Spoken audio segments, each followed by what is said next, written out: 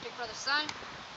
We're at Hummingbird Skate Park, and it's my scooter check. We're gonna start things off. We have the ODI bar ends, black and white, brand new. Still like them. We have the turquoise ODI grips, pretty fresh, comfortable. Like them. We have the Razor one-piece bars. Suck ass. We have the Turtle half knuckle plant, red, fresh. Like it. The Can Creek S10 40 series, fresh, spins fast. I like it. We have the French Honey black forks. I like them. Great for foot jumps. We have Lucky.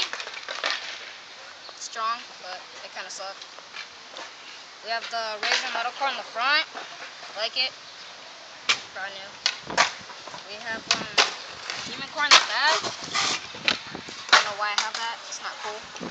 I have Phoenix Flex Fender. Put it on the Lucky. Don't know how that's possible, but I got it on there. That's it. And I have my grip tape back and solid bounce. Well, that's me.